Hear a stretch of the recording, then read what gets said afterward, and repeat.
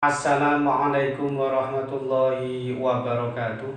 Hamidan lillahi tabaraka wa ta'ala wa musallian ala rasulillah wa ala alihi wa sahbihi wa man tabi'ahu wa mawalah, amma ba'd. Sahabat-sahabat Basunan channel tercinta yang dirahmati Allah subhanahu wa ta'ala, dimanapun Anda berada, semoga kita semua senantiasa dalam lindungan Allah subhanahu wa ta'ala, diberi panjang umur, sehat, murah rizkinya tur barokah, amin ya rabbal alamin. Baik, dalam kesempatan kali ini Mbah ingin sedikit berbagi pengalaman pribadi. Kebetulan saat ini bersama istri tercinta yang selama 3 pekan terakhir kemarin ini berjuang berusaha sembuh dari COVID-19 ya. Mudah-mudahan ini nanti bisa bermanfaat buat sahabat-sahabat sekalian ya. Jadi pandemi COVID-19 ini memang benar-benar ada, dan kami sendiri nyata-nyata merasakannya. Apa yang harus kita lakukan jika ternyata anggota keluarga kita, anak atau istri kita terjangkit oleh pandemi COVID-19 ini? Di sini perlu Mbak informasikan supaya teman-teman nanti juga mendapatkan pencerahan ya, sejak dini bisa mengantisipasi bagaimana atau seperti apa COVID-19 itu jika menyerang tubuh kita gitu ya. Salah satu tanda yang paling signifikan itu di hari pertama kedua itu badan terasa lelah gitu ya, terasa capek, kemudian kepala juga terasa pusing, ulu hati juga sakit gitu ya. Kayak orang masuk angin, kayak orang demam gitu ya, kayak orang demam biasa, tetapi rasanya agak beda gitu ya, kan beda Bu ya, beda karena sedikit lebih lelah terasa badan itu ya, badan terasa lelah, kelelahan, loyo, lemes gitu ya. Kalau orang demam biasa itu kan kepala pusing gitu ya, atau badan panas itu kan, tetapi fisik kita kan masih relatif, kalau diajak jalan dan lain sebagainya itu kan masih biasa gitu ya. Kalau kita demam di hari pertama, di hari kedua itu kan masih seperti itu. Tetapi ciri khas dari COVID-19 itu tubuh kita itu terasa kayak tumbuhan kayak layu gitu ya, kayak layu benar-benar, fisik tenaga itu kayak tiba-tiba habis loyo gitu ya, lemes gitu ya. Di hari kedua, hari ketiga itu semakin parah, rasa demamnya semakin tinggi, kemudian tambah pusing, kemudian mulai berdebar-debar, jantung itu terasa nggak teratur gitu ya. Napas juga mulai terasa agak sesak, terus tidak kayak biasanya agak pendek gitu ya. Kemudian kalau malam itu ya, baik siang maupun malam susah tidur kan Bu ya, susah tidur. Tidur itu kayak susah gitu ya. Kenapa? Terus nafsu makan juga. Ini nafsu makan ini juga terasa hilang gitu ya.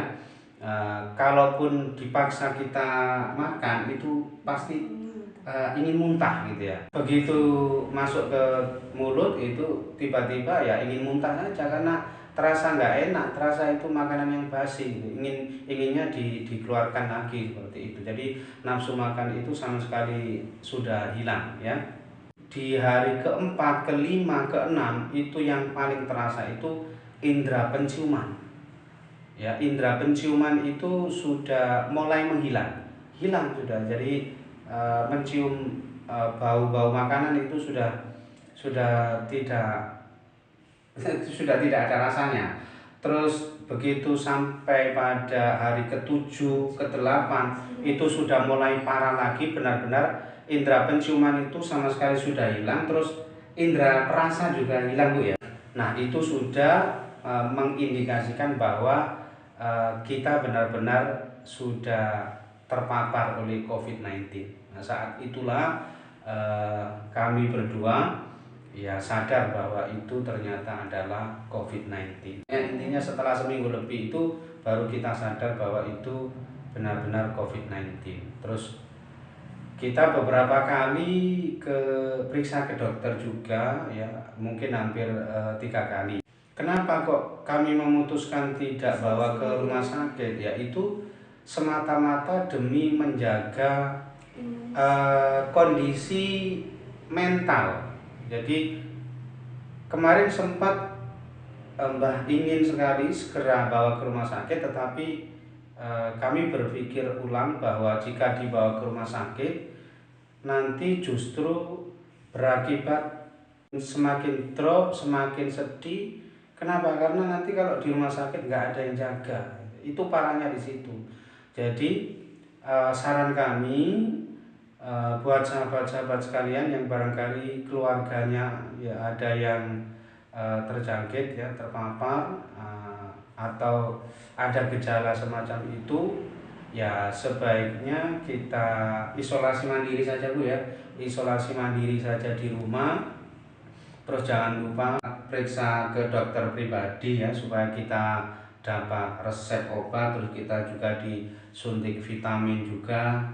Terus jangan lupa juga kita harus menyediakan ini ya. Kemarin itu kenapa kami sampai bisa survive, bertahan sampai bisa lolos seperti ini, itu memang di rumah biasanya kami sudah menyiapkan madu ya, madu murni, madu premium itu ya, madu yang kualitasnya bagus. Ada beberapa suplemen vitamin untuk ketahanan tubuh. Kemudian jangan lupa selalu minum air hangat.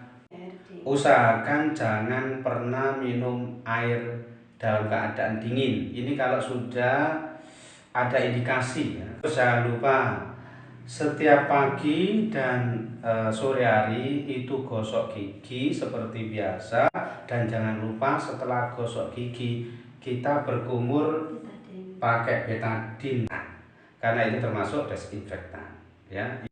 Itu sangat baik untuk ya membersihkan kuman-kuman yang ada di mulut dan tenggorokan kita, itu untuk jaga diri ya. Nah ini satu lagi yang penting ya, untuk menjaga kesehatan anggota keluarga kita. Kalau salah satu misalkan ada yang terjangkit gitu ya, ini biasanya kan ada batuk, pilek gitu ya, itu tolong selalu sediakan tisu di sampingnya ya.